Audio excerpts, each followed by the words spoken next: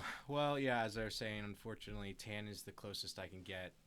I don't have corduroy, which is signature Wes Anderson suit. Yep. I do have a tie with this, but it's green. I don't know if you tell. My watch and my thing are mismatching. Can I ask a question? Yes, What please. What did you get the suit for? So Who got married?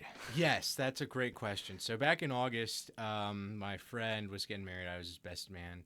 He had us all buy these suits, and he said, "Hey, man, I know you're probably never going to wear this suit again. You're probably thinking, man, I wish we could have just rented these suits." But he said to me, at some point, maybe not in the near future, but maybe in the near future, you might be on a podcast and you might someday talk about Wes Anderson. And he said, his name's Ethan. He said, maybe you can wear this suit to that. And I was like, well, I don't know about podcasts. I don't know who Wes Anderson is. He said, well, there's a movie called The Phoenician Scheme that you're going to probably watch someday. It's not out yet. At that point, it was out. And he said, someday you're going to watch this and you're going to fall in love with this director. So, yeah. And I wasn't even in existence That was, yet. this was August of last year. So, okay. September-ish, I Around think, there. is when September was when it went when off. we fell in Yeah. love. Yeah. We fell in love in You want to flex that watch? Is that a fake like $10 one or? It's well, it is fake. It doesn't work anymore, but it does have like a real diamond in it, but it's very small. My sister got it for me from Walmart for Christmas, I believe, many years ago. I think it was about like $60. So it's like a fake nice watch. Like play with it a little bit, glint off the thing. But that's not what we're here to talk about. Yeah. Actually, who got married with the Hawaiian shirt? You were wearing I got this at Walmart. special occasion. That's it. This is honestly probably like the second time I've ever worn this. I got it last year. Yeah. I mean, it's summertime, dude. It was 78 degrees out today. It is pretty hot. Right when I got home, It is pretty hot. I'm like, you know what? I'm longboarding. So I went bombed down some hills right down That's nice. in the That's neighborhood. Nice. You should have like unbuttoned more of your buttons and just like let the wind. No. Get a tan line on your tummy. Nope. I am part of the no nip police. Okay, so I don't. You don't believe in exposing yourself that way. Yeah, unless they're a girl. Do you tan? Like no. That's something I really like. If the sun is shining, I'll go out in the backyard. I'll pour myself a little bit of Jägermeister in a glass, sit in a lawn chair, read a book, sit in the sun without my shirt on. It's the life. Yeah, it's I like bet. Florida planning, POV. It's a joke. I bet. Sweat tolerance is what I'm doing today. Yeah. Yeah. I feel like I haven't seen you in so long. Yeah, I was sick. I blame my brother for it. He gave it to me. That wasn't fun because we always record our episodes Sundays. I got sick Saturday, and I was like, there's no way. Because I don't want to get you sick and then have to deal with that whole thing. Do you like throwing up? I think that's the question. No. I mean... Do you detest it? Are you, like, you avoid it at all costs? I try avoiding it. Mm-hmm. But, like, sometimes it's, like, it's just good to do it, you know? Oh, my gosh. I love throwing up. Okay. I get weird looks, but, like, there's just something about that release. Yeah, that's true. Release. Like, I wouldn't say I enjoy it while I'm throwing up, but, like, afterwards, you just feel so clean, so fresh. After the first time I threw up, my mom was like, "You all right?" I'm like, "I feel great." Yeah, like you're ready to run. Yeah, like, because I woke up at like 5 a.m. My stomach was hurting. Ooh, that's the worst. Yeah. Yeah. You're like, oh, I'm cooked. Well, this was on Saturday. Yeah, this was on Saturday. Yeah, at least you didn't have to like call into work. Yeah. Like, hey guys. Yeah, but that's the other thing that sucks. I would have loved to call off for 2 days. That's fair. Get an extended weekend. Yep. Yeah, I get off Friday, which is nice because it's a Good Friday. So. Yeah. It is a good Friday. Yeah. You're gonna be watching Asteroid City. Yeah, which we'll talk about in next episode. I'm very excited about that one. I'll watch it too because we're even. We have watched 11 out of 12 of his Wes Anderson films. Wes Anderson. That's correct. And you've watched how many of the shorts? Like, did All you of watch them. the stuff I sent you? So did you watch the Hotel Chevalier? Yes. Okay. Yes. So we're gonna talk about that one.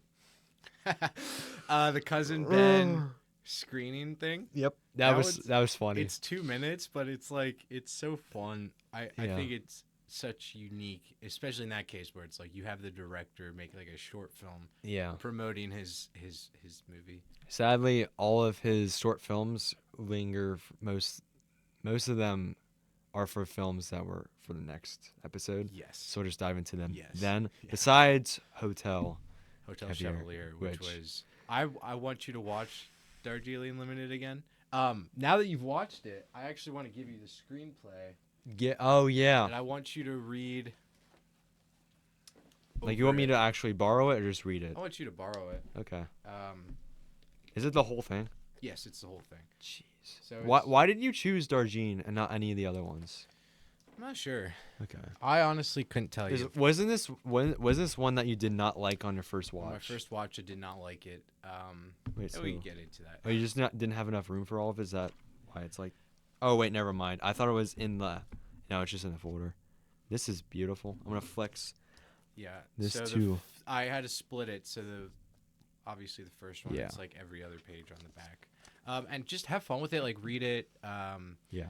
Make some of your own notes. Maybe comment on my notes. I don't know. I think it's just fun to look at screenplays because the screenplay is it's not very different, but there are very like complex subtleties, I think, that were removed in the final product, as well as some scenes that were rearranged. I just think it's interesting contrasting with what was written versus what actually made the final product. Yeah. It's just something interesting. Hmm? Cool. Well, you want to start us off with Bottle Rocket? Yeah, so Bottle Rocket, did you and I did watch the 20-minute version. Yeah, the 20-minute version, which I was like, and it's really cool seeing their vision for something and then actually seeing the full feature film of it. Because Bottle Rocket's like the first little bit of the actual movie, but the whole movie has a lot more in it, Exactly. So they were able to flush out those ideas. Yes, they've flushed it out well. Now, I will say, unless Asteroid City is somehow terrible, but Bottle Rocket is my least favorite. I think you agree with me with there. Mm-hmm. I guess it's just, I mean, like, I feel like a lot of people agree with that. They're just like, like first time director, Yeah. And like he grinded it too. Like he was just like out of college, just wanting to make something, just and all that. Something. Yeah. I mean, like even Tarantino, it makes me want to revisit Reservoir Dogs. Yes. Because I like that one. I barely remember any of it. Mm-hmm. So I want to watch the short to that and maybe we could do a 2-part Tarantino episode next. Okay. We could go on the grind of that, yeah. Potentially. Yeah, potentially. Bottle Rocket is kind of forgettable. I'll be honest. I don't remember really anything about this. That's fair. I've tried to read what I wrote. Yeah, I do think it was good. Like while I was watching it, I was amused and I was like, my attention was held. Mm-hmm. I think I watched it in one sitting because it's fairly short. Yeah, it's like 80 something. I mean, most of his are short. I think only one of them is over 2 hours. Yeah. And that's Royal Tenenbaums. Yeah. It's 2 hours. Yeah. I don't know. There were enjoyable moments. I like the beginning where he's escaping from the insane asylum or the nut job, and he's like, well, my friend planned this whole escape, so I'm just gonna go out the window. Yeah, because he's just talking to and the guy. The guy's like, well, he's like, okay. And he's like pulling the rope back up, and he's like, oh, you got the janitor involved too. You're so smart. Yeah. Seeing a young Owen Wilson was pretty fun. Yeah, I think. And do you know if that was like his first thing? It was. Yes. So where did the wow come from then? Owen Wilson and Luke Wilson. Probably from Bottle Rockets. Well, Owen Wilson and Wes Anderson were friends. They had a class together, and for the first semester, he tells a story where neither of them really talked to each other. And then the next semester, they came back, and Owen just kind of like came up to him and just started talking like they were already friends. And so Owen Wilson was interested in acting, obviously, and Wes Anderson was interested in directing. And so they kind of did this. They both got, I think, $2,000 from both of their dads. So they did that. And, I mean, this was 1993 when they made the first Bottle Rocket short. So, like, back in those days, they didn't have phones. They didn't have cameras that you could just whip out and start recording stuff. Yeah. Like, you actually had to get everything set up. You had to get the equipment. And that was expensive. So they had about $4,000. They made the short film with that money. And then things happened, and then they were able to make the actual film. Yeah. there's some good parts, but it's not. I don't think it's one I'd really revisit and be like, oh, I'm in the mood to watch Bottle Rockets, right? Yeah, no. I It- feel like you only watch it when you watch just like a Wes Anderson binge or something. Yes. Watching it again, I think would be interesting, and just seeing like, okay, this is his first film, and then just seeing the contrast of like, okay, he made this film, and obviously, if you just base it off of Bottle Rockets, you're like, this guy's not going anywhere. This film's nothing special. It's nothing unique. But then seeing where Wes Anderson is today and all the critical acclaim that he's won for himself, I think it's inspiring. It's like watching Whiplash and being like, oh, I could do that. Yeah. Slightly different scenarios, definitely different timelines, 90s and tens, Yeah. the teen thousands, whatever you want to call those. Teen thousands. You know what I mean? Yeah, but I think in your review you mentioned the Spanish chick. I don't know. Best part of the film, probably. Yeah, I don't know. It just resonates so much with it. Like, he meets this girl, right? He's like in a pool, he's just staring at her, and he starts talking to her and stuff. And it's like she speaks Spanish, so she doesn't really know what he's saying. Yep. And he just follows her along. She's doing her job, like she's like cleaning up rooms, and he's just in there helping her, yapping about something. Yeah, that part was funny. And she like doesn't really know what he's saying, just like yep, whatever, But like, the longer they're there, like they like start to like actually fall in love, and it's like, I don't know, it's a really beautiful thing just to see, because it's like the most just like what's the point of this? Because you watch the movie, after you're done with it, it's like, what's the point of this romance? Because there's nothing. Yeah. There's no reason for it, but it's also my favorite part of it, and I feel like they should have just made a movie about that Instead. about criminals leaving and finding love, know. But instead it was that whole thing, and then they left, and that whole criminal bit was pretty funny. I mean, I like he's like, the elevator isn't working, and he's like, why do I have to do this? What's the other guy's name? Bob? Yeah. The guy who kept like whining, and he's the one. Didn't he like quit twice? He quit, and then he came back, and him and Owen Wilson had like a whole feud. I think it is interesting to see Luke Wilson and Owen Wilson, like, they're brothers. Yeah. So just seeing them kind of have that, like, knowing they're brothers and then seeing them act. Yeah. Contrast to that. Well, another thing I thought was cool is their third brother's in there too. He was in the cast list. Gotcha. Yeah. I mean, what's his name?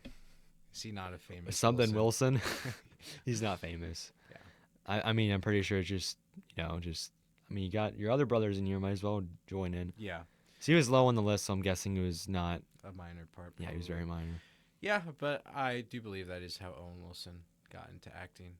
I think that's it's pretty cool. Yeah. Having him as a friend. Who knows? Maybe we should go to college and then we'll meet like the next Tarantino and have him as our roommate. Maybe I'm talking to the next Tarantino. Maybe. Probably not, but maybe. Maybe. Cool. Okay, so what happens after Bottle Rockets? Rushmore, which we watched together. And this one resonated a lot with me. Yeah. Is not high school. It was just like boarding school type thing. I didn't go to boarding school. I'm not a nerd. But when I went to school, rich kid, I think is the proper term. I'm not a nerd. Sure. Just has someone in a suit. You went to a boarding school. I went to a private school. It's Same very thing. Different. No. Well, no, it's very different. So it reminded me a lot of Licorice Pizza. Pull that up, Jamie. It's right up there. I was actually thinking about Licorice Pizza today. I think we should do an episode on that. You want to watch it tonight? Not in this suit. Valid. This thing is not comfy and it does not smell great. This is honest. This is Micah's, and this has been sitting here since October. Honestly, you can have it. You gave me all your Blu-rays. You can keep that if you want. I'm sorry that I ruined the poster. It came with a poster, and I think I put it up, and then I was like, then I watched the movie, and I was like, this is garbage. And I am sorry. But I did get that at Walmart, so I'm surprised that you didn't as well. Well, because at that time I wasn't big in movies. When did it come out?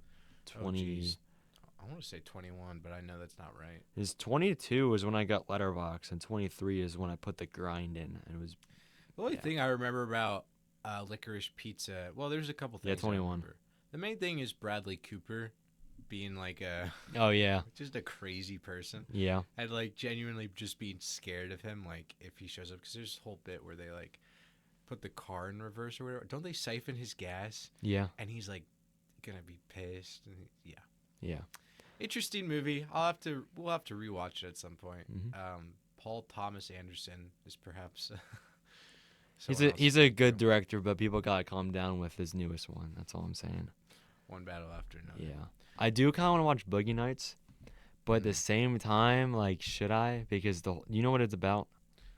No, I'm looking at my Rushmore review. I didn't realize I wrote so much.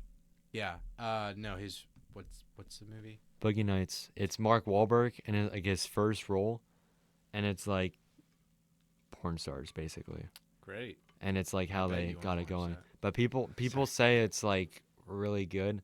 I want to know why, and it was his first movie. He was like 20 something when he Okay. made it, so I just want to see his vision with it. But at the same time, it's like, do I really want to? I do want to do some more research on Paul Thomas Anderson because the only things I know about him is Licorice. Oh, I was right. 2021. Yeah. It's Magnolia, Licorice Pizza, and One Battle After Another. There Would Be Blood. I did watch. I was disappointed in it, but I do want to rewatch it. He doesn't seem like he's had a whole lot of movies, Yeah. but yeah, I don't know. Maybe he's probably a good director. Probably been around for a little while. Hmm. But yeah, Anderson. Yeah.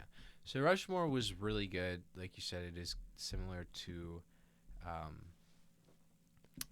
Licorice Pizza. His young love meets teacher, This one, basically. I feel like if I had the whole Criterion collection of Wes Anderson in front of me, and I'm like, okay, let's watch a movie with the friends, I don't think I'm picking Rushmore. To Yeah, be no. honest. No. It's a good movie, and there's some notable like scenes that I always like and chuckle. But overall, like it doesn't really grip me per se. Like I don't know. I just didn't find it relatable. Like it is a high school setting, as you said, Yeah. but obviously it wasn't like my high school experience. It wasn't anyone's. Yeah, Yeah. probably not. Bill Let's see. Murray, his first. Wes Anderson. Yep, Will it be his last? No. not at all. A couple things about that. Yeah, Bill Murray wanted to do this because he liked the script. So he was like, Wes Anderson seems like a guy who knows what he's doing. Hmm. So I've watched a lot of interviews with Bill Murray and Wes Anderson, and so I was watching one about Rushmore today. They were talking about apparently this movie was with like Walt Disney Studios.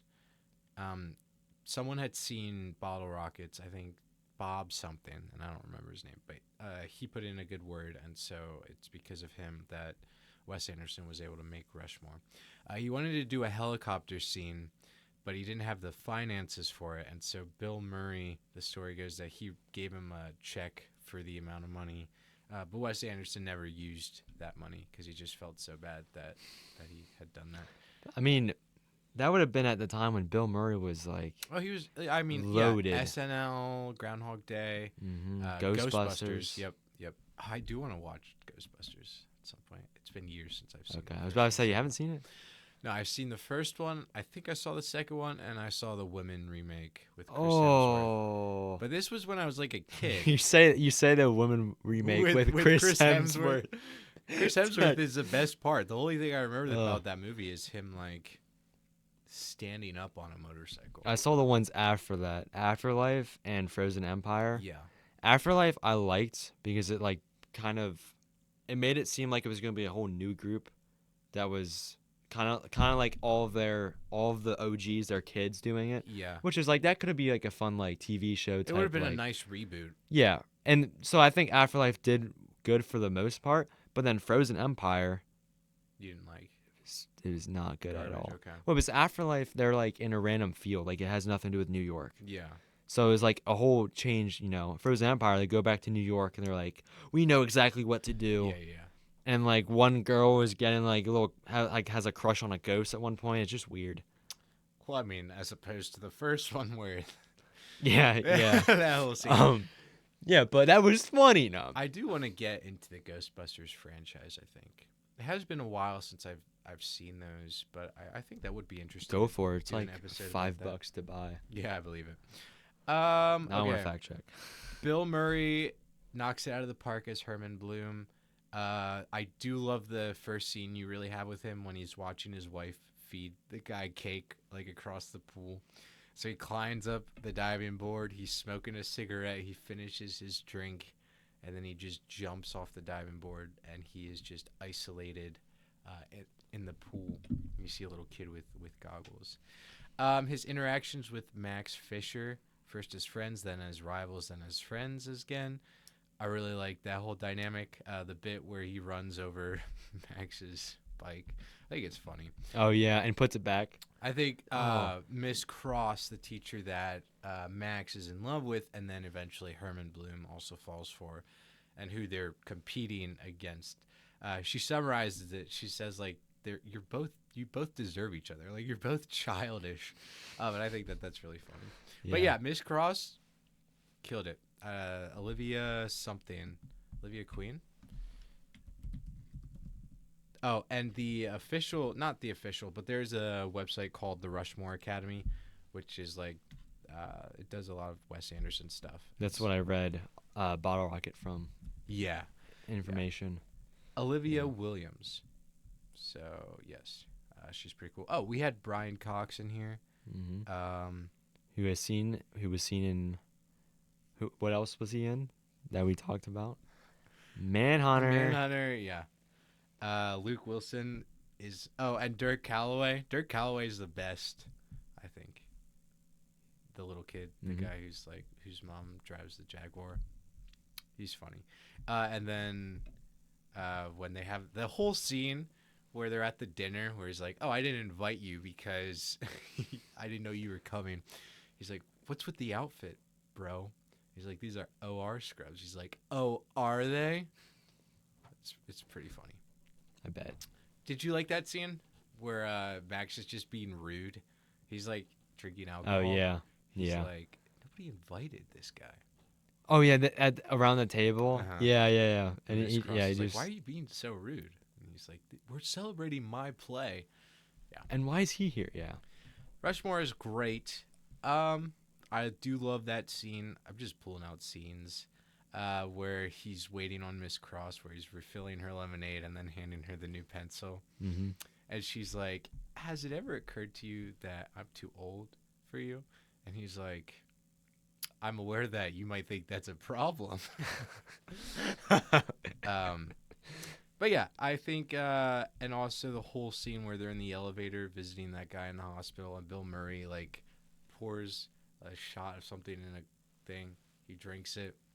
He's smoking his cigarette, and then he lights a second one and puts it in his mouth. That whole scene, that's really funny. Like I think Rushmore probably is one of his funniest ones in my opinion, but just all the random very stuff. Dry, yeah. Yeah. And well, like the beef Max has with Bill Murray's character is just hilarious. I mean, like Bill Murray runs his bike over. Mm-hmm. Like you see him like roll out this dude, like cut the bike lock off, right? Yep. You see him roll it in the middle of the road. You see him run it over. You see him back over top of it. You see him put the bike back. Put a bike lock, or he like does something like just strap it back. Yeah. It's like that's so much effort. I love it. It is funny. Yeah. I also love the just ostentatious plays that he throws, especially the Vietnam one where it's like, oh yeah, we have provided for you goggles and earplugs under the seats. Please feel free to use them. Did you like, what? Did you notice how much it was like Apocalypse Now? Also, yeah. With the you chopper, get the reference. chopper Yeah, in the back. Yeah, that was very funny.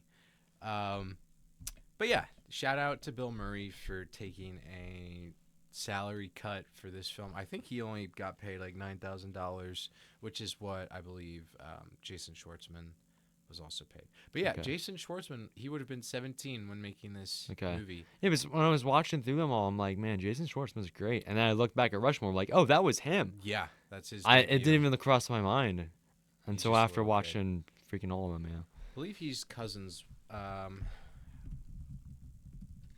fact check. Better fact check. Jason Schwartzman he's in a band. I think it's just him that does it, but it's called Coconut Records. Okay. I was listening to his first album on Saturday. He's got bangers. Really? He's got bangers, and the man can sing, so highly recommend. Check out Coconut Records. Sponsor of the show. Sponsor of the show, Pretty Guillotine. Pretty Guillotine. Mm-hmm. Yeah.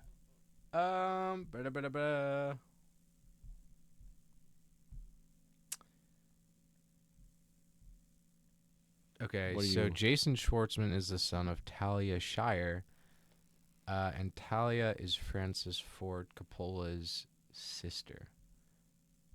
Okay. So how does that work? Don't ask me. I can't math. They are cousins. Yeah. Yeah. Okay. Yeah, they're first cousins. Jason Schwartzman, Sophia Coppola, and Nicolas Cage. They're all first cousins. Yes, so Jason Schwartzman is a cousin. Speaking of Francis Ford Coppola, Oh boy. I really want to talk about freaking Megalopolis. at Oh some yeah. point. Do you think it deserves an episode? I don't believe it deserves the 4.6 on IMDb. I don't know if I could do a whole episode about it, but I would be curious in watching you, like your review on it. Okay. I think there. I thought you were gonna say 4.6 on Letterboxd. I'm like, no way, No. dude. I think it's very interesting. I would definitely have to rewatch it. I did watch Megalopolis in one night, like 2 sittings, because I was like, if I don't finish this, I'm gonna forget everything. But that is one that I was able to watch. But yeah, I enjoyed that. Okay.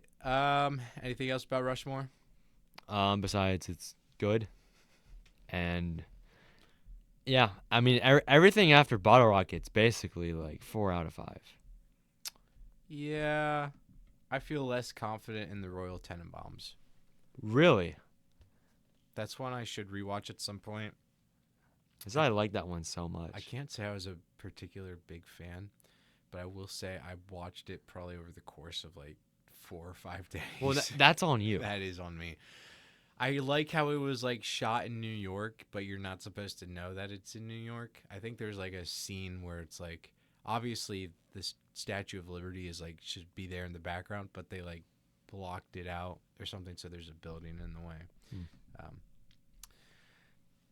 I don't know. So if you like this one so much, you talk about it. Is that what's next? Royal Tenenbaums? Yeah, that's after Rushmore. Okay.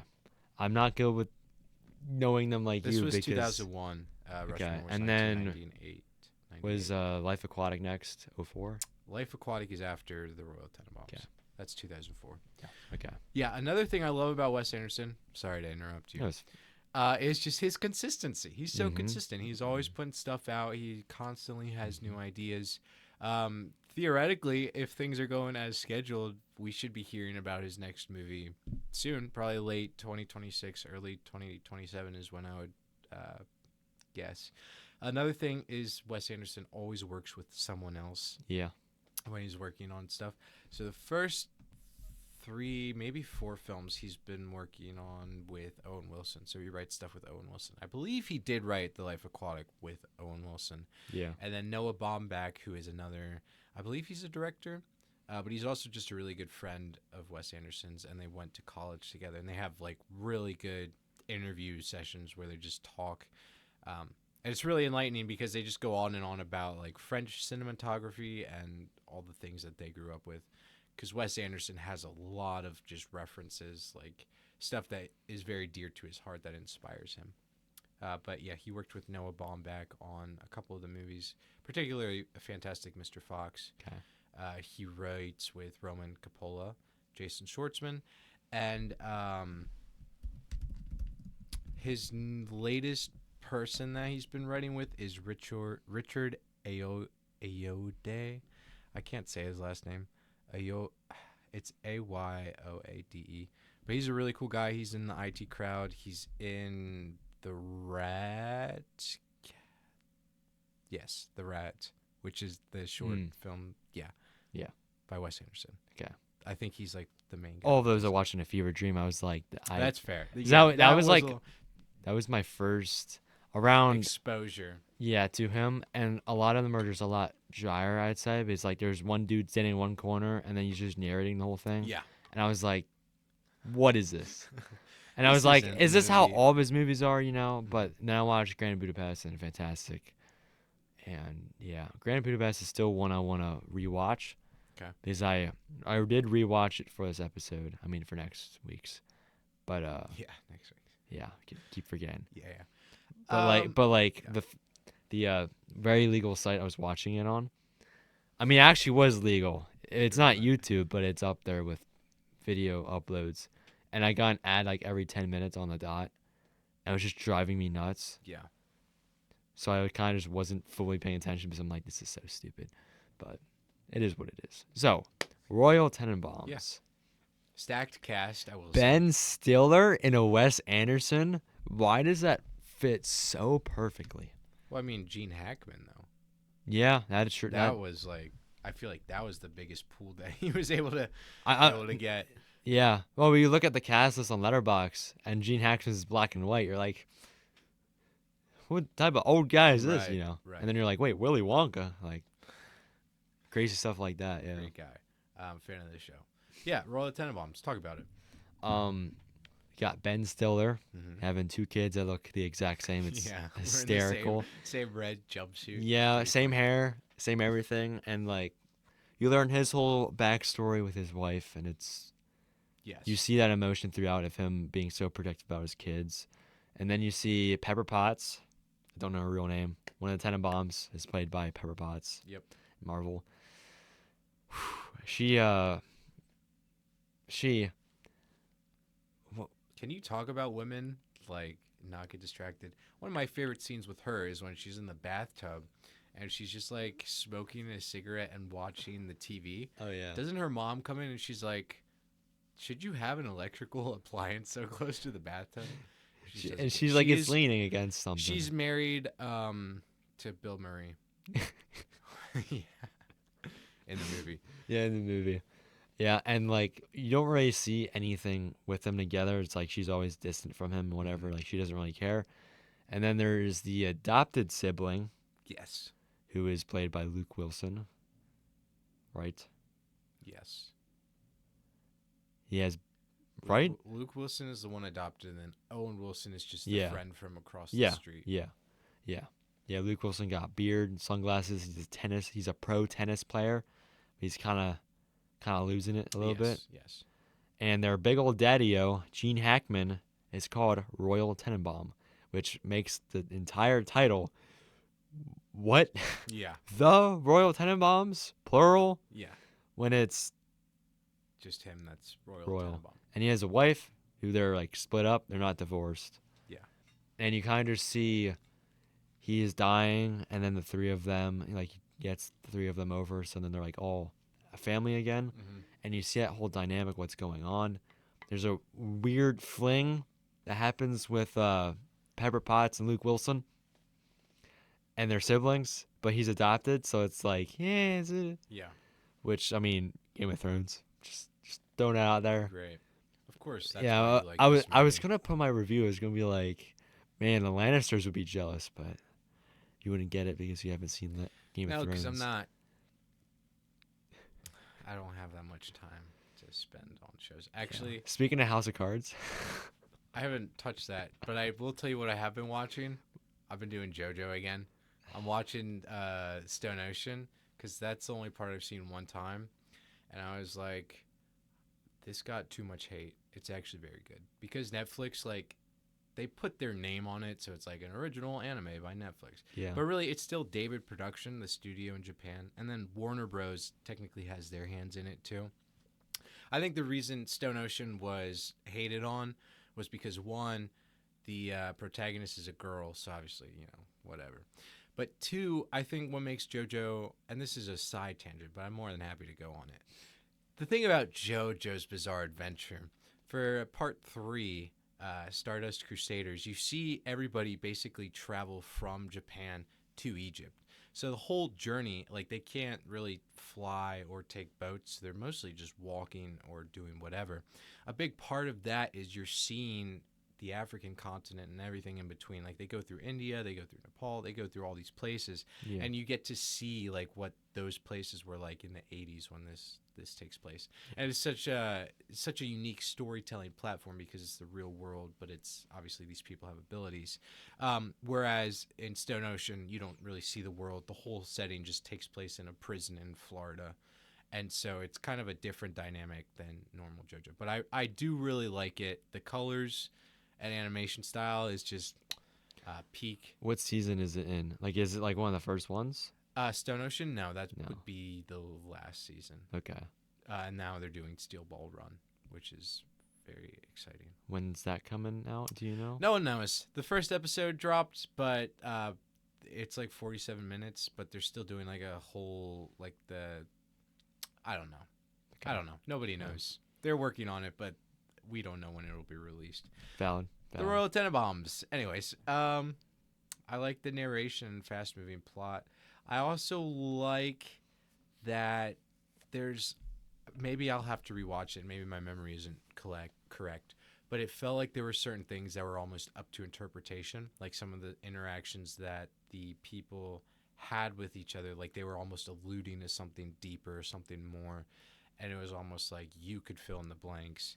That felt very reminiscent of Cormac McCarthy's Blood Meridian, where the kid who is the main character, like you kind of almost get to decide how he acts in certain situations. Certain things are not explicitly said, and so you can either justify like, oh, he partook in all these horrible things that this gang that he rides with are doing, or you could take a step back and be like, well, he probably didn't partake in that, and that can be justified because of his interactions with this character here and this character there.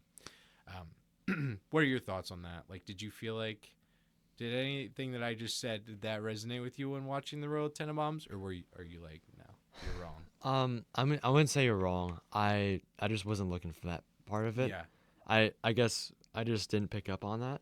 I mean, that makes me curious to rewatch it now because sure. I definitely want to look into it.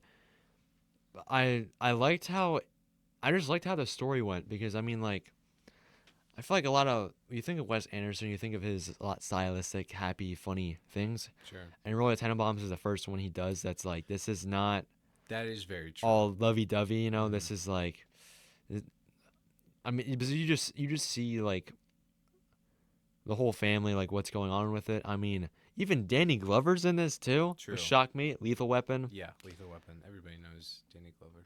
Yeah. I think Alec Baldwin is the narrator in the very beginning. Okay. I feel like the beginning is very Wes Anderson, right? So you're getting this backstory of all these kids and how they're growing up. Yep.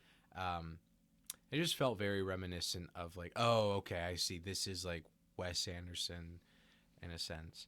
I will say one of the scenes that like really resonated with me was near the beginning when Gene Hackman he ruins the girl's birthday.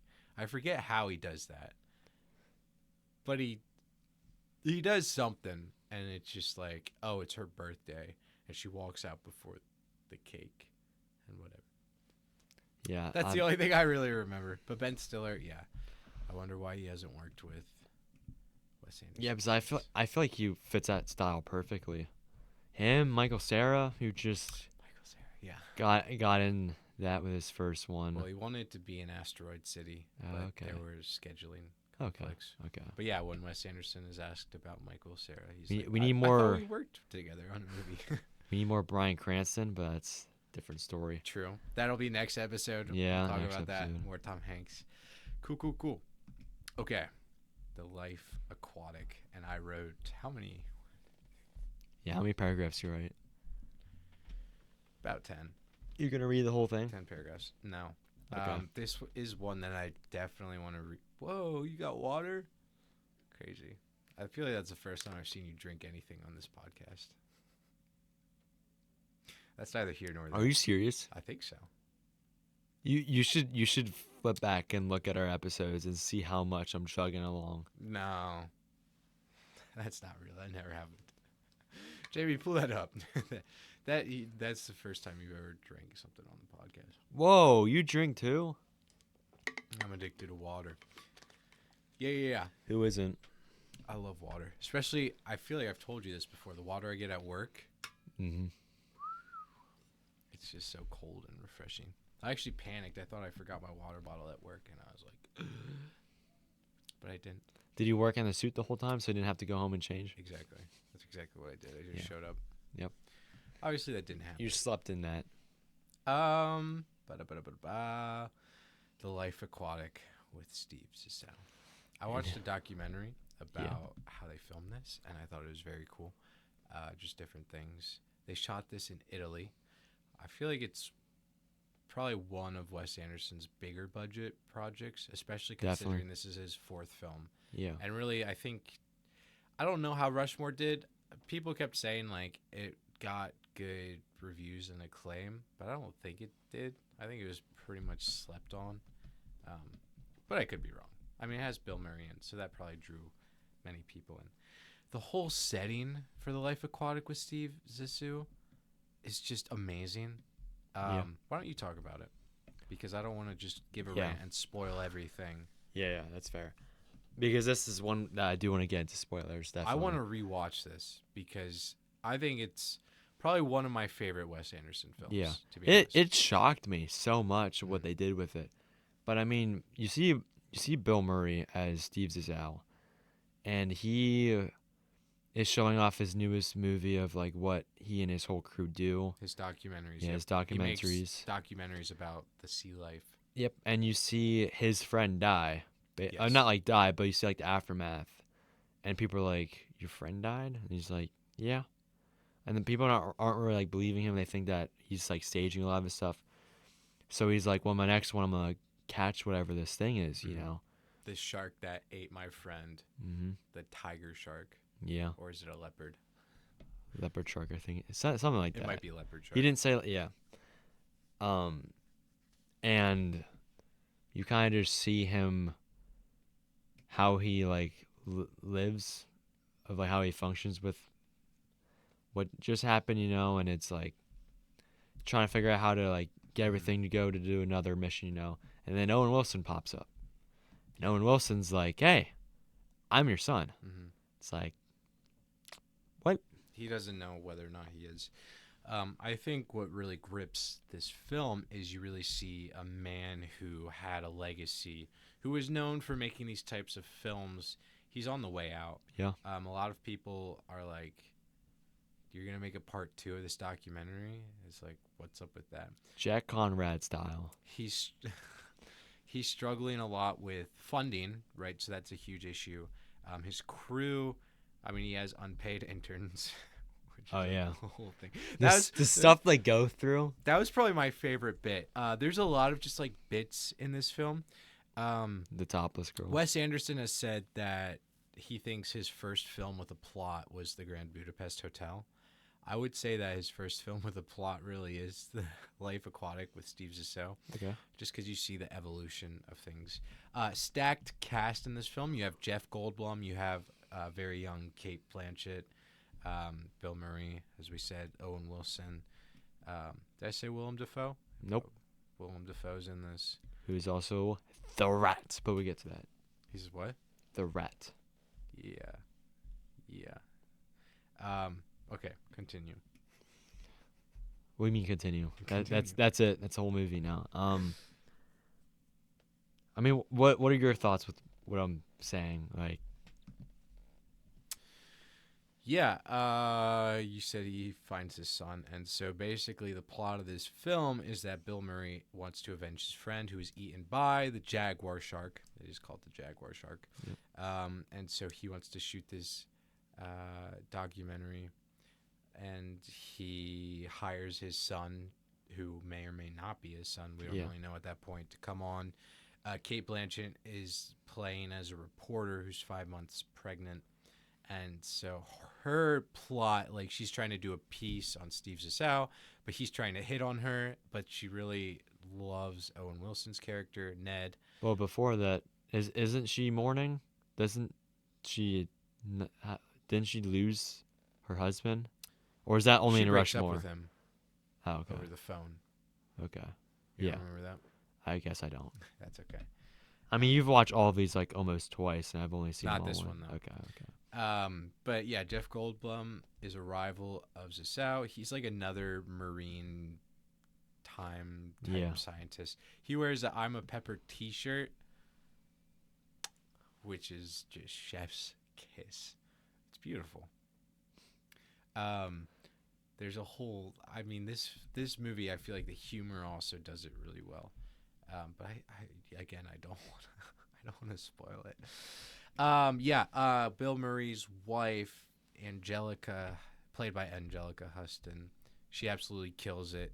She's kind of having an affair with Jeff Goldblum, but Jeff Goldblum is gay, kind of. Something. It's been a while since I've seen this. Yeah, I watched this on the bachelor trip actually. Okay. Because they were all extroverts, and I just needed some alone time. But it's fun. Everybody gets handed a Glock, and the traditional like blue jumpsuit with the red hat. Mm-hmm. Brilliant. This movie is really emotional. It's definitely a comfort movie, I would say. Like if I was like, okay, I just suffered something, and I'm putting on any movie, I'm probably putting on that movie because it's a good, like, it'll make you laugh, it'll make you cry, it'll make you just see again how precious life really is. Yeah. Did any of that resonate with you? Oh yeah, definitely. I mean, the whole ending just took me so off guard, and I was like, Yeah. this is terrible. Should we just get into it? Should we Yeah, just we should just spoil? get into it. Because I don't want to keep being like, yeah, but this Watch- part's so good. Yeah. Watch this movie, The Life Aquatic, with Steve Zissou. Mhm. I almost feel like it's not talked about enough. Yeah. I mean, most of these I don't hear I don't anything hear about. anything about them, but I think that this one, like, absolutely. I have differing opinions on Criterion, but this is one that I'd be like, yes, this is Yeah. definitely Criterion. I'd say with Royal Tenenbaums should Yeah. Yeah. stay. Yeah. Yeah. I don't think Bottle Rocket should be there. Rushmore's on there though, right? Like the Criterion Collection. I'm not sure if that Criterion Collection is just like Wes Anderson. Like, I don't know. I don't think Bottle Rocket is Criterion. Okay. But I think like Criterion just kind of did like, okay, we're just going to compile Yeah. 10 films by Wes Yeah. Anderson. I mean, they've done that. They did it to Bruce Lee. I want that one. I've never seen Bruce Lee, and everyone Yeah. talks about how iconic Enter the Dragon is, or any of those. Sure. So they do collections, but Yeah. Definitely got to watch those. definitely. The Life Aquatic. It's beautiful. Mhm. Beautiful. It really is. I love the whole setting of the ship where you see like near the beginning when he like is talking about, oh, here's the different rooms and here we do these rooms. And I love that Sue George was in there. He's the guy singing David Bowie in Portuguese. This is a sidetrack, but I want to learn, I think, Starman in Portuguese, because how cool would that be? You're just like, oh, hand me the guitar, and you just start singing Starman in Portuguese. And it's like, I don't speak Portuguese, but it's like you just start singing. I mean, that would be like Richie Valens learning Spanish for a song. Yeah, That- it'd be like Cormac McCarthy learning Spanish for his book. Yeah. He learned Spanish Oh. so he could write Blood Meridian. Okay. Because yeah, it's pretty historical. But yeah, this movie is amazing. Willem Dafoe plays an angsty teenager like German, and he just kills it. He has a son too, and I loved the animation of the sea creatures. So you see the one with like the seahorse and different fish and stuff, and it's like obviously it's animated, but I think it's done in such a way that it's not like, oh, this is low budget, but this is like, it's artistic. There's different colors, and you see the beauty, even if it is exaggerated with the sea life. Particularly near the finale with the jaguar shark, and you see it, but it's like, you obviously tell it's animated, Yeah. right? It's CGI, but Yeah. I think it's done in such an artistic way. Yeah, it was beautiful. It doesn't take you out of it, is what I mean to say. Well, I mean, that's just how his style is. Yeah. I'll tell you one thing that took me out. That's French Dispatch, but that's a different story. I love it. I think that's the next screenplay I want to read. Sweet. Yeah. Beautiful. But next week we'll talk about that. Friday, really. But do I have to wear this suit again for our part 2 episode? I was gonna ask you if you had a different suit to I not. do. You do? Oh yeah. You want me to wear my actual? I'll wear a different Hawaiian. Oh, okay. Yeah, Well, to even it I out. wore you know. this one not because it's comfortable, nor because it looks good, but because it's close to corduroy. My other suit is more of like a dark black blue type thing, which is not Wes Anderson. But I want to see you in blue. I'll do it for the bit. Well, it matches my Sweet. watch. Yeah, so I'll wear my You gotta wear the watch. next time. Yeah. In this film, spoiler alert ahead, so if you've been waiting, now is the time to click off. But Ned dies. Owen Wilson. He passes away. Top Gun style. It's revealed that Don't spoil Top Gun for me. I haven't seen this. You're going to? It's revealed that Bill Murray knew pretty much from the start that he was having a son with this woman who, yeah. And then there's just certain things like Ned sent Bill Murray a letter, and he has the ring, and just touching stuff like that. When he died, at first I was like, I didn't believe it. I was like, there's no way he actually died. Like, he's coming back or something. Yeah. But no, he's dead, which just makes the final scene much more impactful, I think, when they're all in the submarine looking at the jaguar shark. And just everybody reaches their hands out and they touch Bill Murray. They touch Steve Zissou. They put their hands He on starts his shoulders. crying and they're all like comforting him. That moved me, especially I know the song that was playing is by Sigur Rós, who is one of my favorite bands. And I think there's just something very special about movies when you know the soundtrack and then you go and watch it again.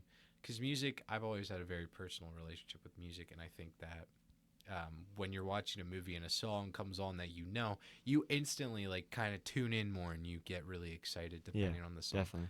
Like, I mean, with the Royal Tenenbaums, like you said in your review, with just the beginning with "Hey Jude," like the instrumental, like it just sets the mood perfectly. You know what I mean? Best Beatles song, but that's a different topic. I think people would agree with you. "Hey Jude" is probably.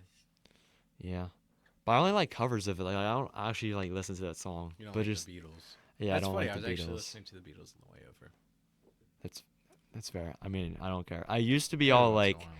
the Beatles are so overrated. Yeah. I hate them so much, whatever. I just don't like them. I don't care. Yeah. Like, I don't think they're overrated in ways because they definitely shape music. A different story. That's a different story for a different day. Another thing that's really funny, Wes Anderson said that if he would ever do a sequel to one of his films, he would do The Life Aquatic. I think there's just so many things that are funny in this film, like the interns, for one. That whole thing where, like, they all leave, and he's like, well, I'm not giving you a passing grade, but what does he say? He says he marks it as, like, incomplete or something, and they're all just, like, pissed. But there is one intern that stayed, and he got shot in the shoulder or something. Yeah. He gets pat. I love the whole bit where they raid Hennessy's aquatic Oh, base. yeah. And he's like Bill Murray just, like, straight up tells him, he's like, it was probably the pirates that did that. And he's like, is that my espresso machine? It has, like, his name on it. And they're like, yeah. He's like, how did you get this? No, I love the pirate. I love the pirate bit too, because it's like kind of intense. It's like, oh, you know what's gonna happen. Oh. And then what? Bill Murray just like turns around and just takes one of their guns and just offs all of them. Oh yeah, he just starts. John Wick, like literally, like John oh man, it was so. The whole bit where they go on that island too to rescue the guy who, what do they call him? Like the studio film budget guy or whatever. What do they call him? They call him something funny. Producer, director. It's like super degrading though. Like there's this guy that tags along with them to make sure they don't spend more money. Oh yeah, yeah. But he gets kidnapped because he speaks their language. And then the whole bit with the dog too. There's a dog. Masterpiece of a film.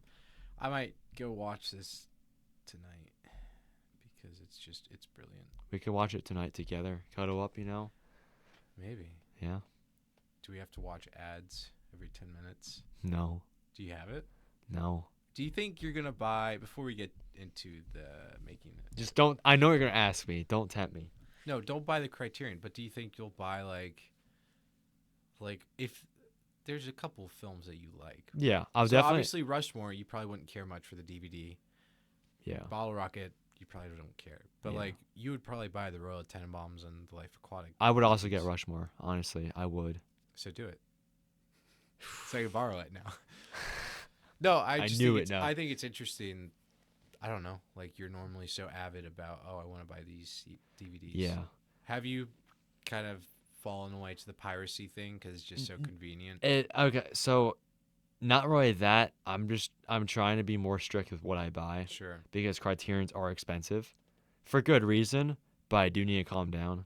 Because there are stuff that I'm like, I actually like have to buy, this and that. Right, like the iconic films that you're like, I should just own these at this point.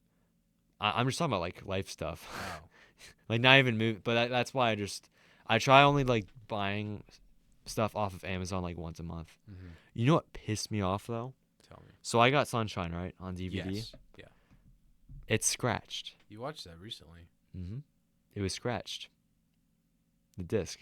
Yeah. So the entire last 20 minutes gone. Reduced to atoms. You should sue. 100 thing.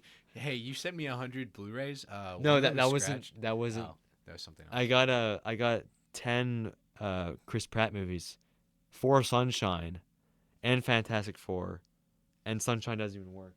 You have for the most 4 part. Sunshine? What? What? No, Fantastic Four. Those Oh. 2, and I have a whole stack of other ones. I'm gonna also put in a box. What inspired get you rid to of. watch Sunshine again? I was at my buddy's house, and I brought that and Snowpiercer. Okay. So yeah, we watched it. But look at that. Yeah, A shame. I thought it'd be fine, but it was not. So Doesn't matter. We're not going digital. So Keep buying physical media. I'm- Physical media supremacy. I might buy the Blu-ray for like $20. You really like that movie. I do. Okay, that's fair. I don't know why you don't like it. I like it. I just don't. I don't know. It's kind of one of those things. Oh, I watched it. My once, buddy it was said that's good. better than Snowpiercer. I don't blame him. Yeah. I didn't care much for Snowpiercer. I thought you liked it. Bong Joon-ho should stick with Korean films. Mickey 17 wasn't good. Snowpiercer was all right. But I mean, Parasite, Memories of Murder You don't even like Memories of Murder. was good. Mother was good. Yeah, Did you watch The Host yet? Mother was all right. No, So I that's- didn't watch that. I honestly might watch that tonight if you leave. Please don't leave though. Kind of. I don't know. It's Tuesday. You gotta upload this, bro. It's gotta come out tomorrow. That's true. You want to see Project Hail Mary? Right now. IMAX. There's a showing at 7 something. Gotta leave now. I'm joking. I'm surprised we joking. haven't seen it yet, to be honest. Yeah. Well, also the last day in IMAX is tomorrow, and I have Bible study Wednesday. So I'm not gonna. Yeah, I'm you just kinda- missing. But do I care that much? I'm gonna Kind tell you of, right now. But I can just wait. I'm gonna go watch whatever Wes Anderson cooks up next. I'm probably gonna go see that like 2 or 3 times. That's valid. Like, cause Yeah. the first time I feel like with Wes Anderson just doesn't count.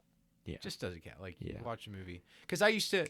This is a perfect segue. I used to not be a big fan of the Darjeeling Limited, and now I think it's one of Mhm. my favorites. Really?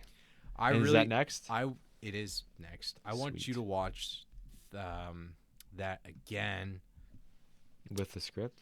Well, not only that, but because you've watched Hotel Chevalier, Mm-hmm. I believe that just goes together with the Darjeeling Limited. Just mwah. And I feel like Hotel Chevalier should be more fresh in your mind, because I don't think like you watched that after, Yeah. so you can't really connect the dots. Like, you obviously can connect some of them, but I think there's just so many nods and intricate details in the Darjeeling Limited that just pair so perfectly. And Darjeeling is Criterion also, I'm guessing. Because if it is, I think so. yeah, but because the short is, when I watched it on YouTube, the Criterion logo popped up first. So that means, I'm guessing if you buy the Criterion, that probably is first before the actual movie, so you can play all of it together. Kind of like in Fantastic Mr. Oh, Fox, sure. there's that intro, a little bit of them just introducing the introducing it. It should be Criterion. Yeah. But yeah, so when I think this might have been the 3rd film I watched by Wes Anderson.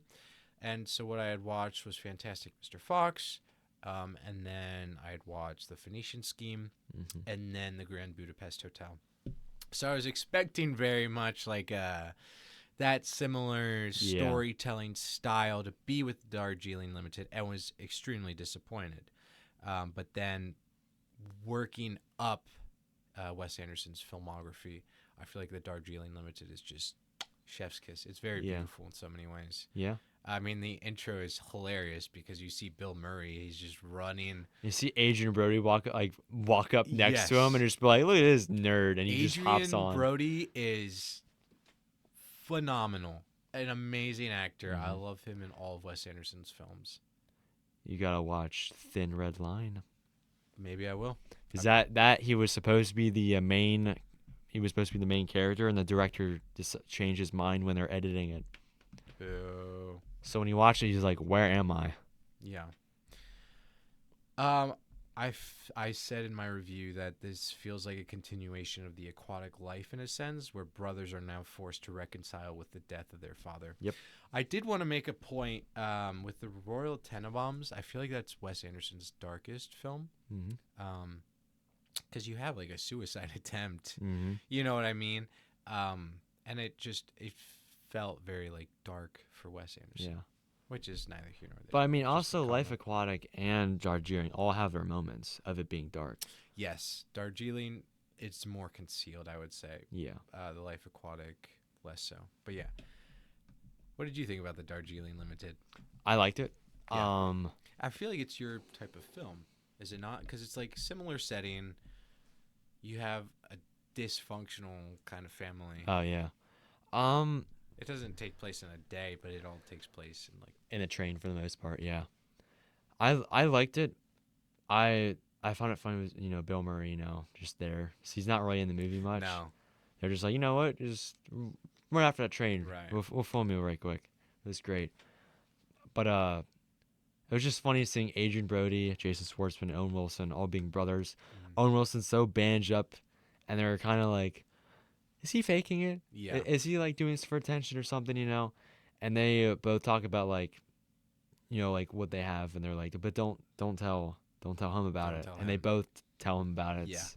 And then he pulls a freaking bottle rocket and has one of them fall in love. Not really fall in love, but he bangs Frida, the girl that works on the train.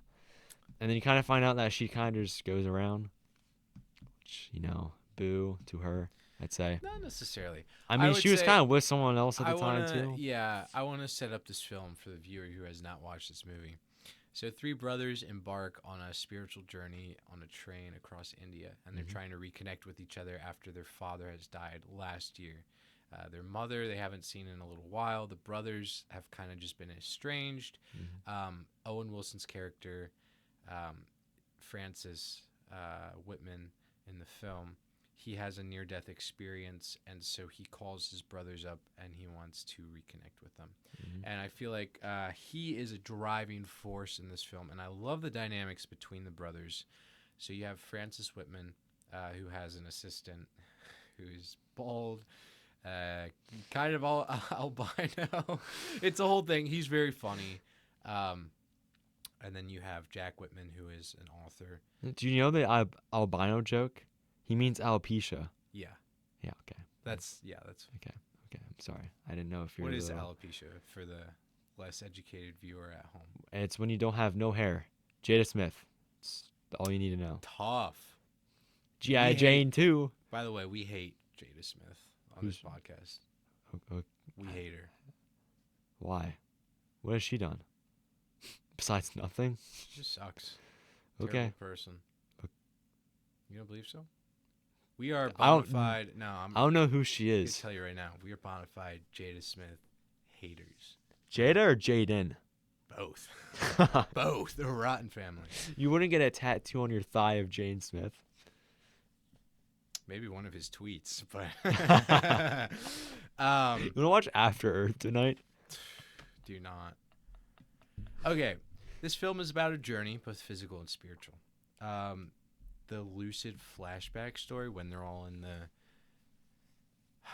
Okay, let me take it a step back. Take 2 steps. I really like this movie. I think that Slide to the right. how they tell this story is very unique. The brothers each have different relationships, different dynamics with one another. Francis, Jack, and who's the third one? Bubba. Give me my folder. Pull up the folder. Does it have a character name? Character list? Dramatis personae.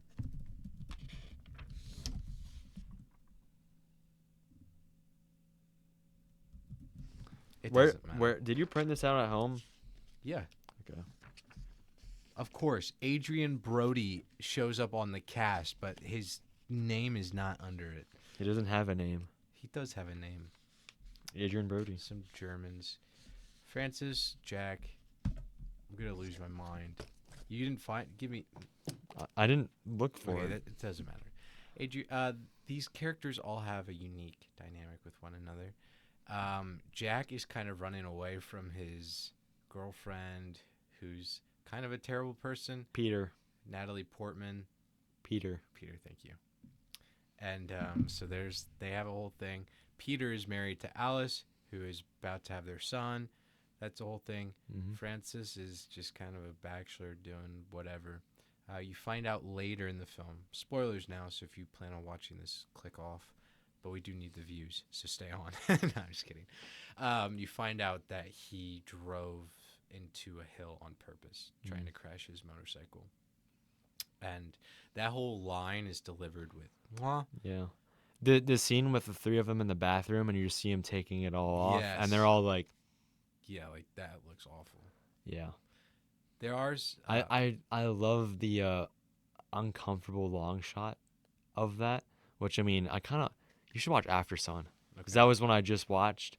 I want to know what you think of that. Some long iconic shots.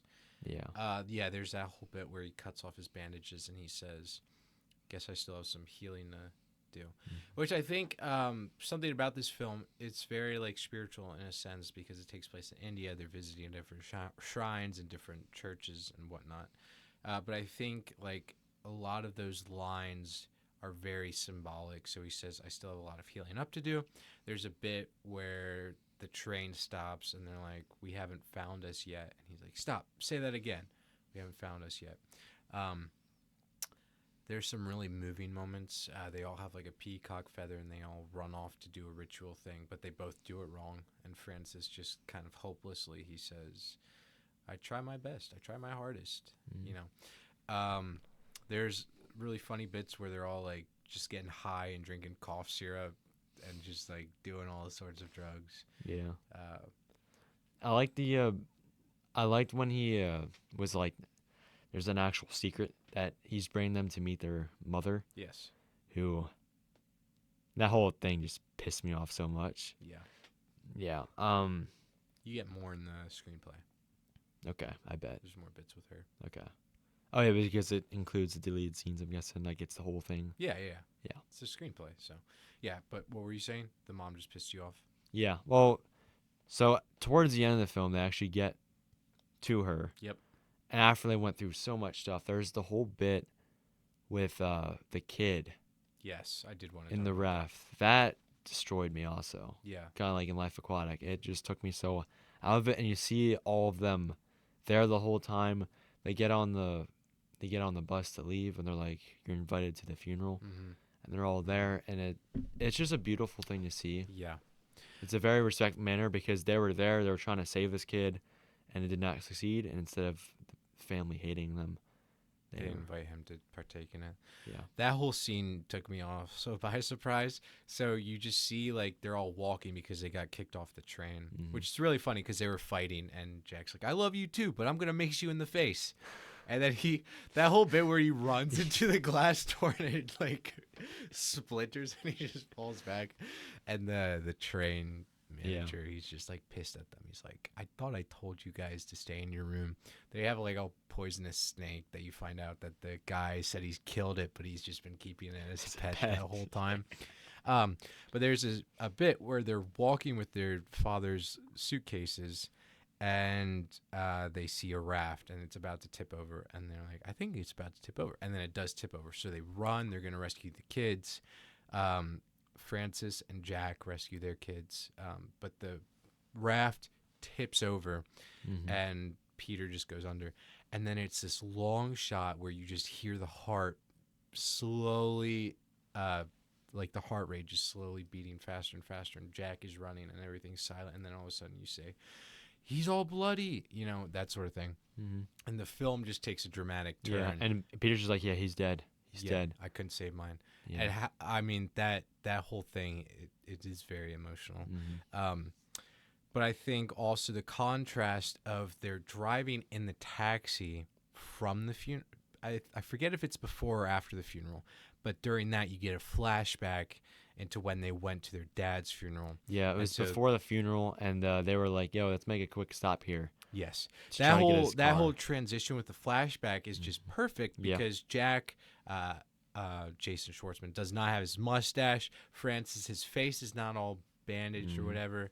Alice is there too. You meet Alice, Peter's wife, and it's just like I felt like that whole thing is just so seamless, and you have to like take a step back, almost like okay, we're in a flashback, right? And so you see the father. He got hit by a taxi, so he's dead. So they're all going to that funeral, but even the correlations between they went to their father's funeral and now they're going to this little boy's funeral that Peter could not save. Yeah.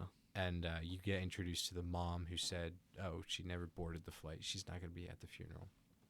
Yeah. I think one of the most iconic shots as well is that long shot that Wes Anderson always does when the camera's moving. Yeah, the dolly. And you move through the different compartments and you see all the characters. And you see Natalie Portman? You see Natalie Portman as... you see Alice, you see Brendan. Yeah. This movie really is good, and I think Hotel Chevalier just brings it all together because you see like the perfume bottle that he shatters on the windsill. That means more after watching that short film. The whole end scene, I don't want to spoil it, but I mean, you've seen it. But like when he reads off, he reads off that. And then he wears the bathrobe from Hotel Chevalier, and he plays the song, that stupid song that annoys me. Okay. You know what I'm talking about? Sure. The song that plays through the whole Hotel Chevalier short. Oh. Like it's playing the entire time. Yeah. Okay. It's yeah, obnoxious. Even Natalie Portman's like, "What is this?" That's the Darjeeling Limited. I watched also the making of the Darjeeling Limited. I also watched a thing called The Making of the Aquatic Life of Steve Zissou, but they didn't have that on Letterboxd. But I watched The Making of the Darjeeling Limited on YouTube at work, and that was really fun. I thought that it was just beautifully edited. It was basically just a lot of like long shots and pictures of different sets and different cast. But yeah, it's a great movie. Anything else you'd like to say? No, it just surprised me a lot. I mean, a lot of his movies surprised me big time. Yeah, they take a little bit of a turn. Mm-hmm. And it's interesting that a lot of movies I feel like you watch, like, oh, that was pretty good, and then you rewatch it like a couple years later. But like with Wes Anderson, it feels like you have to watch it like 2 or 3 times to fully digest. Yes. Which I don't know how I feel about that because I like watching a movie and moving on, but at the same time I don't. And being a fan of Wes Anderson, it's like you can just go through this whole circle. Like it would not surprise me if you just watch all of his movies. Yeah. Just back to back, just keep going through because there's just so much in it. I mean, besides Bottle Rocket, but that's just me. I think certain of his films just have so many layers to it. Oh, yeah. Obviously, The French Dispatch. Yep. So many layers. Yeah. So many layers to that. Yeah. The Phoenician Scheme, I'd say you need a good couple, and the Grand Budapest Hotels. Like these are all movies that I would say like you should watch a couple times, and I think that almost makes it more enjoyable. Yeah. Like I enjoy watching a movie for the first time, but I think like for me, I really fall in love with films not the first time I watch it. Most of the times, if it's gripping enough, I will be like, okay, this is a great movie. But I notice with music particularly as well is like usually it's the second time going through it again that I like start noticing the details and I start saying, okay. You ever listen to a song for the first time and before it's even done, you restart it?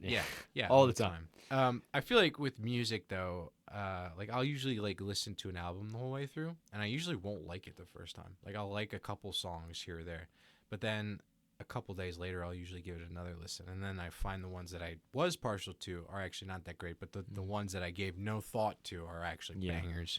I mean, that's kind of how I view Pink Floyd. I don't really like Pink Floyd.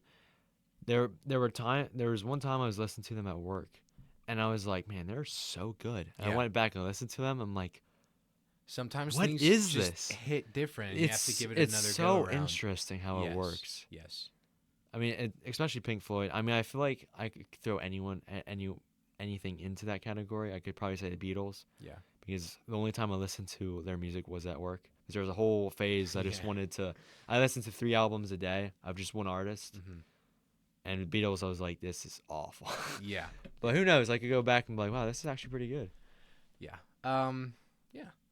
To wrap it up, we're going to talk about Fantastic Mr. Fox. Which, funny enough, We have a whole We have a hour-long whole episode. if you Yeah, want we to have check that out. a link in description if I watched remember. this at work because I was I was doing something that I was able to watch.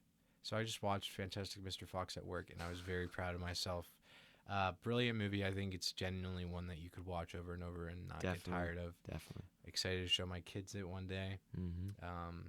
Been practicing the whistle, the trademark, all week, of course. Let's hear it. Now You just said you practiced it. Yeah. Well, now I'm going to smile and I can't whistle. Just looking at you makes me happy. Good. Glad Gosh, to hear start it. Now I can't do it. Take your time. You got all day. Yeah. I need to not look at you. Sorry.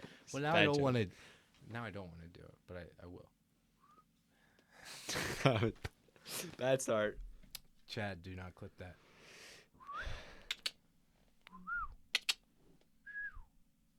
No, that's bad.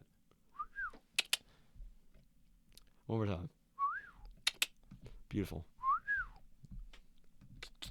Okay, next episode. What can you guys be expecting from us? We're going to cover some of my favorite films. All from. We're going to be from. Moonrise Kingdom, which is one I've been wanting to talk about for a couple weeks because I watched it like 3 times. Yep. The Grand Budapest Hotel, which honestly, I might just rewatch that just for the heck of it. Fair. Isle of Dogs. Oh. Brilliant. Underrated. But different story. Different episode. We'll talk about. You can look forward to that in the next episode. Yeah. We also have The French Dispatch. Mm-hmm. Luke, do you know what the full title of the movie is? French Dispatch of the Liberty, Kansas Evening Sun. That's right. That's a banger. I wanted to say something, but I'll just say that next episode. And then we'll talk about the Phoenician scheme. Probably not, but yeah. And Asteroid City. Did you not? Asteroid City. We have yet to watch that. We have seen 11 out of 12. Not Asteroid City. I feel like we should watch. Well, we should talk. We should include the shorts, all the shorts, Yeah. all the shorts that are on Letterboxd. If there's anything else, just any bonus material. Maybe I not don't think we're gonna do a part 3 of Wes Anderson of just an overall. Yeah. Maybe diving to the script or something. I don't know if we want to Probably or not. not. We'll That's go up into the to you, next to be Anderson, honest. Paul Thomas. Dude, Anderson. Just keep doing Andersons. Yeah. That's what we talk about. We will be talking about Asteroid City, which is one we haven't watched. I think we could probably, if you're up to it, we could probably rewatch Henry Sugar and those. If you're up for it, which you might not be. I'll watch Henry Sugar. Okay. Because that's like the big one, and there's a couple like 17-minute, 15-minute ones of it, whatever. Yeah. But I think I'll do that one just to appease you. I'm just putting it out there. You watch all of them or not all of them? I haven't finished it yet. Do you not want to? Because will. you don't want to max out? No, I like okay. Richard Ayoade. He's really funny. Okay. But yeah, overall, this is part 1 of Wes Anderson, and I guess next time you'll see me in a different suit. Hopefully, you better either that or shirtless. Yeah, probably not. That would be fun if we did an outside episode. No tanning episode. Yeah, I think we could. See me wearing my sports bra. Yeah. Yeah, because no nips. No nips. Anyways, no, just tape them up. We hope you enjoyed this episode. I know that I really did, and I'm very appreciative towards you, Luke, to first of all introducing me to Wes Anderson, of course, but also knowing that I'm very partial to his film and his style, and saying, you know what, I'll watch all these movies and do an episode with you. So thank you, Luke. I mean, it was your idea. You were the one that was diving. It's like, yo, we gotta talk about Wes Anderson. I'm like, fine. I'm surprised I dived into these a lot quicker. Because I was watching like 2 a night for some time. Like I was digging it, which honestly might not be a good thing because of how dense they are. But yeah. I mean, you only have to watch Asteroid City. Yeah, which honestly might watch tonight. Yeah. Because I don't know what I'm doing Wednesday or Thursday. Yeah. But I think like even rewatching some of them might be good. Yeah. Darjeeling Limited particularly. I think I'll actually want to do Moonrise just because that's what we're talking about. We'll get into it. Yeah. We should end this episode before I just say something. Yeah. But I will say that I think So the French Dispatch, you know how it's like 3 different stories. Yeah. Isle of Dogs was originally going to be Okay. a part of that magazine. It was going to be like 30 minutes or so. Okay. But then Wes Anderson, like they found out like, oh, the budgeting is just going to be like, it would be the same pretty much if we just did like a full movie. So let's not spend that much money on like a 30-minute segment. Let's just make Isle of Dogs its own thing. Okay. And I think they just killed it. Yeah, definitely. Waiting for the third stop motion of his. But Yeah, it's going to be a banger. hopefully he does it every 10 years. That would be nice. Put all the effort in. It's like, what if that's his next project and that's going to be the first one we see in the theater? I don't think it will be, but Oh, yeah. it usually takes him a little while with the stop motion. Yeah. I mean, you don't think he'll do it in the background? Like, he'll have a big like Fantastic Mr. Fox. They started filming it in 04, was it? Because 04 was when... he started working on it with Noah Baumbach, but they had visited Roald Dahl's, like while they were shooting, I think, the Royal Tenenbaums. Yeah. Like even that early. Yeah. Like it was a long time. They had to get the rights. They had to do all this stuff. So they could be doing that. But the other thing, too, is everyone is snitches. Everyone tries to figure out so much stuff as quickly as possible. So it's like, it's so hard to hide anything. I feel like Wes Anderson is not really like he is obviously appreciated, but I feel like people are he's like overlooked. Is that what you want to say? I feel like Yeah. Well, but he's made good money with his films, and they're all Criterion, most of them. But there's not really one that's like, oh, this one made a ton of money. Yeah. You know what I mean? Yeah. I mean, everyone these days is obsessed with Paul Thomas Anderson. Sure. At the moment. I mean, say Ryan Coogler, who just did Sinners. Yeah. Director of the Dune movies, of course. Dennis, whatever his last name is. He's Yeah. French, so we can't pronounce it. Yeah, we can never prounce it. Damien Chazelle, which, I mean, honestly. Oh, yeah. His next movie is going to be a banger. Damien Chazelle. He doesn't miss. He does not miss. Martin Scorsese's still at it though. New one's coming out. Steven Spielberg's dropping one this year. True. Definitely gonna see together. Yes. Yeah, I mean that comes out in like December, I want to say. Like it's late. I don't know about that. There's a couple other releases Alien. coming out soon we could watch. I would be curious about looking at new movies that are coming out. I know. You want to start getting into that rhythm of watching new stuff? Well, I think we should. Yeah. Because why are you watching this podcast if we're not talking about the latest? If we're not talking about Project. But also, we like being fairly ahead. Also, which I like talking about what I like. Like we've talked for an hour and 22 minutes, and it's only. I mean, it is 6 films, right? Yeah. But it's like I could just go on and on about Wes Anderson because he's very inspiring to me, just as a filmmaker.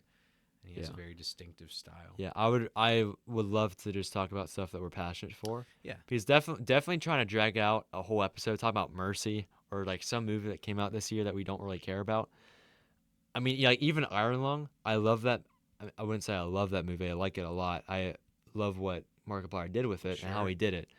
But like even that, I don't think I could stretch that for an hour episode. Right. I mean, that's why we do our whole segment of just talking about what we watched about to try to just dragging it a little bit. Yeah. And also, we just throw out some other movies that are like, this is cool and this is cool.